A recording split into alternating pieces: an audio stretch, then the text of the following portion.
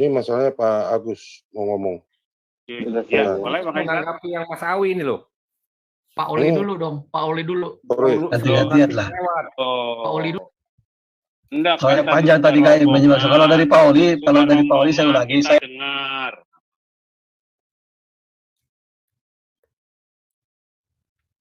Mungkin Pak moderator. Poli lah. Silakan Ya, Poli.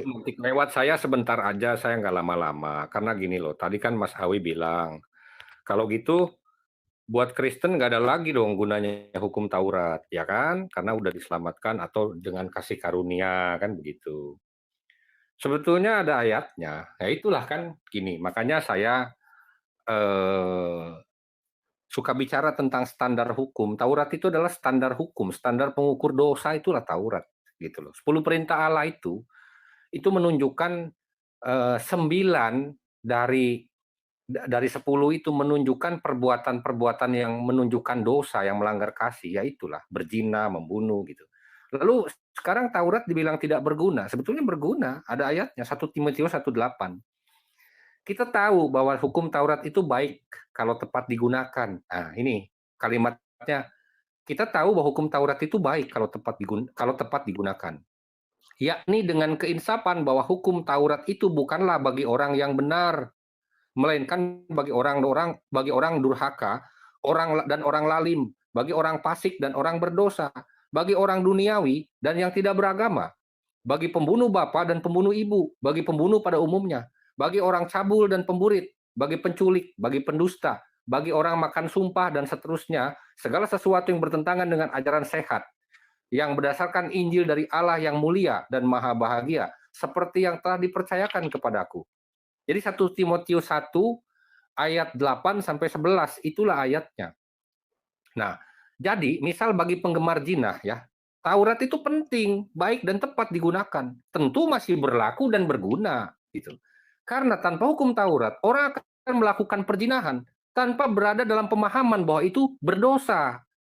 Bagi pembunuh misalnya, itu berguna Taurat itu. Karena ada kata jangan membunuh. Tanpa ada kata jangan membunuh, orang akan merasa bahwa membunuh itu tidak dosa. Maka orang zaman dulu sebelum ada hukum, orang tuh bisa membunuh, saling membunuh. Anak membunuh anak si bapak yang dibunuh ini ngebunuh lagi gitu. Kayak peristiwa ini Ken Arok gitu. Ken Arok itu ngebunuh Tunggul Ametung. Ken Arok dibunuh sama anaknya Tunggul Ametung. Itu adalah hukum alam gitu loh. Nah, jadi justru masalahnya begini, justru apabila misalnya ada yang kemudian memberikan peluang untuk melakukan pelanggaran pada hukum Taurat dengan syarat-syarat tertentu dan memberi peluang, inilah yang meniadakan Taurat. Jadi misalnya redaksionalnya berubah, makanya selalu saya suka challenge para muslim. Tahu nggak bahwa ketika redaksional hukum berubah, maka standar dosanya jadi berubah. Jangan membunuh itu kalau dirubah sedikit atau ditambahi sedikit, kecuali dengan cara yang benar, maka orang yang membunuh dengan cara yang benar ini tidak disebut berdosa gitu loh. Jangan berzina kecuali suka sama suka. Nah, maka orang yang suka sama suka ini akan menganggap dirinya bukan berzina gitu loh. Ini yang meniadakan Taurat sebenarnya. Karena esensi perintah adalah melarang suatu perbuatan. Kalau dilakukan, maka ada sanksi. Kan gitu kan? Nah, ketika ada dua kalimat, yang satu melarang dan yang satu mengizinkan dengan kecuali, ini yang meniadakan Taurat. Nah, jadi pahami esensi hukum di sini, makanya selalu saya suka challenge itu ya, gitu ya. Karena sampai sekarang belum ada yang bisa jawab itu, gitu loh. Jadi makanya, jadi kalau Taurat dibilang tidak perlu, oh perlu. Taurat itulah yang mengukur apa-apa saja yang berdosa. Orang dikatakan berdosa karena melakukan pelanggaran hukum Taurat, dan orang tidak berdosa karena berhasil menggenapi hukum Taurat. Sekian, silakan. Boleh saya tanggapi? Sebentar Bang. Nanti diatur kita sama kembalikan ke moderator biar Pak Agus tanya dulu Pak Agus. Silakan. Pak Agus ya, silakan Pak Agus. Oke, tertarik juga dengan omongannya Pak Oli saya tadi. Jadi kalau orang-orang yang melakukan pembunuhan itu hukum Taurat berlaku Pak Oli ya. Orang yang berzina maka hukum Taurat berlaku ya. Nah, saya mau tanya sama Pak Oli, Oke, tapi sebelum tanya gini, kalau kaidah hukum dalam Islam itu sistematikanya atau kodifikasinya jelas. Jelas dalam arti gini, hukum tertinggi adalah dari Allah. Hukum kedua itu dari Nabi Muhammad katanya. Karena ati Allah wa ati Rasul. Hukum ketiga itu dari para ulil amri, para pemimpin. Artinya ini harus sinergis, gitu kan? Jadi pengembangannya nanti karena manusia semakin banyak, nanti pengembangannya nanti di ulil amri. Ini. Tetapi ini harus sinergis. Artinya hukum ketiga, pada tataran ketiga dalam tata urutan perundangan ini tidak boleh melanggar yang kedua tertinggi. Nah, tidak boleh melanggar juga yang paling tinggi gitu. Nah, dalam hal ini saya mungkin di Kristen tidak begitu, akan tetapi saya memberikan gini, bahwa Bapak Allah, Bapak Yesus, kemudian rasul-rasulnya begitu. Jadi yang diutamakan dulu adalah ajaran Yesus menurut saya, ya kan? Karena ajaran Yesus itu dikatakan segala firmanmu yang telah engkau sampaikan padaku telah aku sampaikan. Ya, artinya dari Bapak Yesus dan Yesus menyampaikan. Ya. Nah, maka harus dipegang apa yang diajarkan oleh Yesus. Ini kritik teks ya, kritik teks. Kemudian jadi apapun pada ayat 19 pada Matius 19 nomor sebagainya ya tadi itu tentang bagaimana Yesus mengajarkan bahwa manusia harus mengikuti perintah Allah, itu kata kunci mengikuti perintah Allah. Kalau kamu ingin sempurna lagi, tambahin, jual semuanya. Bahkan Yesus mengatakan tinggalkan semuanya, anakmu, istrimu, nih pada 19:29. Dan setiap orang yang karena namaku meninggalkan rumahnya, saudaranya laki-laki, saudaranya perempuan, bapak atau ibunya, anak-anak atau ladangnya, bahkan kalau di teks aslinya itu ada gunaika ya, istrinya akan menerima kembali 100 kali lipat dan akan memperoleh hidup yang kekal. Ya, akan balasannya 100 kali lipat, balasan dalam bentuk emas atau dalam apa, tapi yang penting di surga, di kerajaan surga nanti itu Allah akan membalas yang lebih besar 100 kali lipat. Ya, kalau mampu meninggalkan itu untuk mengikuti Yesus. Entah ini perumpamaan dalam apa-apa segala macam, itu nanti bisa dijelaskan sendiri oleh umat Kristen ya, oleh yang punya kitab. Tapi ini letterlek yang saya pahami begitu. Jadi kita mengikuti ini. Jadi ayat-ayat ini jangan dibantah dengan atau istilahnya asumsi, apalagi asumsi ya, dengan begini begitu. Jadi ayat-ayat yang dari rasul-rasul Yesus sudah boleh membantah ayat-ayat ini. Jadi ini kata kuncinya menurut saya. Jadi kalau Pak Oli mengatakan, saya mengatakan bahwa bagi orang yang berzina, bagi pembunuh, maka hukum Taurat berlaku. Nah, lalu saya pertanyaannya, apa yang dituliskan di dalam hukum Taurat bagi pezina dan bagi pembunuh? Oke, itu aja. Oke. Ya, saya mau menanggapi begini. Inilah logika keliru Muslim, karena Muslim nggak punya Taurat dalam Quran. Makanya saya tanyain nggak ada gitu loh, nggak mau ditunjukin. Karena Quran ini hukum Taurat. Mute dulu itu, bro. Santai aja, kita ngomong santai. Yang namanya standar dosa dari dulu sampai sekarang itu tidak pernah berubah. Terus bagaimana ceritanya Taurat dihapus? Yesus aja bilang begini, 1 titik atau 1 iota pun tidak akan dihapuskan dari hukum Taurat sebelum kiamat. Terus tiba-tiba Anda bilang Quran menghapus Taurat. Ini Anda jadi bahan tertawaan loh di YouTube loh, bener loh. Yesus aja bilang Taurat itu tidak akan dihapuskan, 1 titik atau 1 iota pun tidak dihapus dari hukum Taurat. Lalu Anda mau bilang, datang Islam menghapus hukum Taurat. Nggak bisa, bro. Ini dia, makanya saya bilang, kalau nggak ngerti hukum, jangan sok bicara tentang hukum. Gitu loh. Hukum itu punya standar. Dibilang jangan membunuh, maka orang membunuh itu jadi dosa. Nah, ketika satu narasi ini ditambah ya, jangan membunuh, kecuali misalnya dalam membela agama. Maka orang yang membela agama merasa bahwa membunuh tidak lagi dosa. Itulah yang meniadakan Taurat sebetulnya. Jangan berzina, berarti orang yang berhubungan seksual bukan dengan istrinya, itu disebut berzina. Dibilang jangan. Bagaimana cara menjaga diri dari jangan berzina? Gitu loh. Kan nggak ada rumusnya kan. Nah, dari dulu sampai sekarang berzina masih dosa kan? Membunuh masih dosa kan? Nggak pernah ada dibilang berzina sudah tidak lagi dosa, membunuh tidak lagi dosa, mencuri tidak lagi dosa. Loh, kalau membunuh, berzina, mencuri tidak lagi dosa, maka orang sekarang bebas membunuh, bebas mencuri, bebas berzina dong. Karena merasa bahwa itu tidak lagi dosa, gitu loh. Nah, ini yang saya bilang keliru. Makanya saya tadi minta tunjukkan, gitu kan, mana yang Taurat yang ada di Quran itu. Kalau misalnya nggak ada, ya ini gitu. Ya, boleh saya tanggapi, Pak Oli? Bisa saya tanggapi? Tanggapi nanti Pak Ilman. Biar saya tanggapi. Saya minta waktu 2 menit. Enggak. Sebentar Pak Ilman, biar Pak Ilman tunggu Pak Ilman. Bagus dulu. Ini ada moderator. Saya itu Ini, tadi Pak Oli. menanggapi Pak Agus sebetulnya. Pak Oli, Ya. Pak Oli iya, makanya saya tanggapin ulang ini. Ya.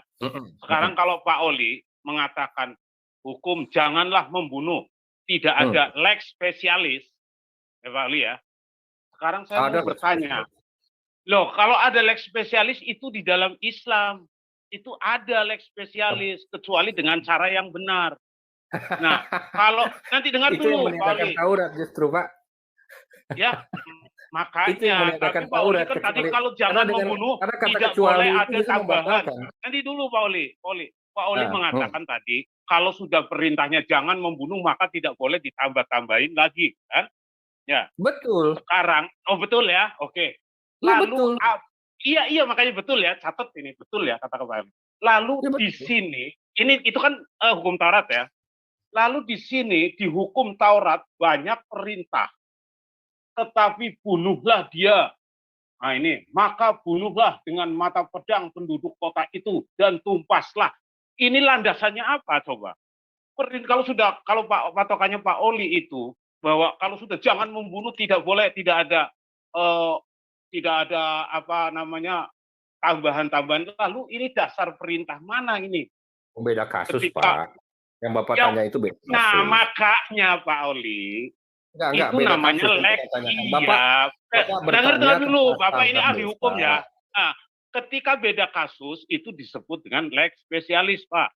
Bukan, Pak, bukan. Lex spesialis itu bukan seperti itu. Ya berarti jangan membunuh. Oke, sekarang gini. Jangan membunuh dalam perintah yang jangan membunuh itu siapa saja yang tidak boleh dibunuh. Loh. Iya, saya tanya sama Pak Oli nih. Kalau yang namanya nggak boleh membunuh itu, ya semua orang nggak boleh saling membunuh. Sekarang gini, sebentar. Terus pembunuhan dulu apa hukumnya dulu yang ada? Coba saya tanya, pembunuhan dulu apa hukumnya dulu ada? Iya, perintah bunuhlah itu dasarnya apa? Hah? Kenapa? Perintah bunuhlah dalam Taurat itu dasarnya apa? Ini beda Pak, kasusnya apa? Iya, makanya kasusnya apa? Dasarnya apa? Dasarnya itu yang di mana itu? Ayatnya di mana Pak? Sebutkan ayatnya di mana? Sebentar. Ayatnya di mana? Tunjukkan dulu Pak. Sabar Pak Oli, sabar. Ulangan 13:15. Ulangan 13:15. Maka bunuhlah dengan mata pedang penduduk kota itu dan tumpaslah dengan mata pedang kota itu serta segala isinya dan hewannya. Itu landasannya apa? Pak Agus, makanya saya bilang itu kasusnya beda. Itu direct comment bukan perintah abadi. Sebentar dulu dong, saya mau jelaskan ini, jangan dipotong gitu loh. Makanya saya bilang itu beda kasus. Kalau dibilang lex spesialis, membunuh itu nggak ada lex spesialis kalau dalam Torah. Karena begini, kalau yang dibilang perangilah, coba gini aja lebih ekstrim lagi. Ke Amalek deh, Amalek tuh disuruh dibunuh sama perempuannya, anak kecilnya. Itu lebih ekstrim lagi ya. Tapi itu direct comment Pak. Itu one time comment. Jadi tidak disebutkan bahwa kamu setiap hari itu sebagai perintah abadi membunuh orang. Gitu loh. Nggak pernah ada seperti itu. Pertanyaannya begini, apakah orang Israel yang waktu itu membunuh Amalek itu dihitung dosa? Ya, dihitung dosa. Dihitung dosa. Karena dosa itu sebelum ada hukum nggak bisa dihitung. Bagaimana ngitungnya? Justru hukum ini ada untuk menghitung itu dosa, kan? Gitu loh. Jadi kalau Bapak bicara lex spesialis, dengan kasus jangan membunuh dalam Torah, dengan perintah soal perangi Amalek, atau yang lain-lain, itu beda kasus gitu loh. Itu nggak nyambung, Pak. Konteksnya berbeda. Oke, terima kasih. Langsung ke Pak Basuki. Pak, saya akan tanggapi Pak Oli lagi, Pak. Pak, saya akan tanggapi Pak Oli lagi. Nah, Ya, jadi gini. Di ayat Kejadian 20:13 jelas mengatakan 20 jangan membunuh. Kata Pak Oli tidak boleh ada lex spesialisnya. Mari kita kembali, Pak, ke Kejadian 21. 21:12 ya. 21:12 ya. Itu mengatakan begini. Siapa yang memukul seseorang sehingga mati, pastilah ia dihukum mati. Ya, ini kalau dengan logika Pak Oli, ini ayat sangat bertentangan ini. Maaf, kitabnya bukan Kejadian, tapi Keluaran ya Pak ya. Kitab Keluaran. Keluaran tadi yang jangan membunuh itu di 20, Keluaran 20 ya tadi itu, jangan membunuh. Nah, kemudian di ayat 21 ini, kalau menurut logika Pak Oli tidak ada lex spesialis, maka ayat ini bertentangan sekali. Ini semacam tidak konsisten, karena di sini di ayat 12 itu mengatakan siapa yang memukul seseorang sehingga mati, pastilah ia dihukum mati. Kemudian ada lex spesialisnya lagi. Tetapi jika pembunuhan itu tidak disengaja, melainkan tangannya dibentukkan, Allah melakukan itu, maka aku akan menunjukkan bagimu suatu tempat kemana ia dapat lari. Ini lex spesialis lagi. Jadi seorang ahli hukum sedikit tidak itu harus memahami bahwa di sini pun lex spesialis ada. Nah, ketika Al-Quran mengatakan janganlah membunuh kecuali dengan cara yang benar, itu lex spesialisnya. Kalau kecuali, maksudnya pengecualian dengan cara yang benar itu adalah misalkan qisas, ya, maka dibenarkan. Cara yang benar itu adalah misalnya qisas. Orang membunuh dihukum dibunuh lagi. Seperti halnya yang pada ayat 21:12 itu. Jadi ini pentingnya, artinya jangan hanya mengutip satu ayat tanpa melihat ayat yang lainnya gitu. Oke, itu aja tanggapan saya dari Pak Oli tadi ya. Lanjut kita, Pak Basuki silakan present. Gimana?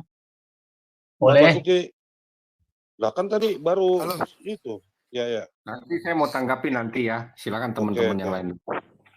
Jadi contoh-contoh yang dikutip kawan-kawan Muslim tentang perintah membunuh, kita kalau mau benchmark untuk mencapai satu persepsi yang logis. Maaf, bergema. Ya, bisa dikurangi ekonya. Ini sudah hilang ya ekonya ya. Oke. Itu direct comment untuk satu peristiwa di TKP geografis tertentu karena alasan logis tertentu, dan itu hanya one time perintah sekali aja gitu untuk kasus itu. Alkitab itu tidak mengandung. Mohon maaf Pak, ini Pak, mohon maaf Pak, kalau direct comment itu hanya untuk satu waktu kasus satu itu, ini di sini tidak menyebutkan artinya ini cukup sekali ini aja ya. Siapa yang memukul seseorang sehingga mati, pastilah ia dihukum mati. Tidak ada komen lain, Pak. Ini cukup, hukum ini cukup sekali ini aja, karena kamu sudah diperintahkan dilarang membunuh. Artinya kasus ini adalah sebuah ketetapan, di mana apabila terjadi kasus seperti itu, maka hukumannya mati.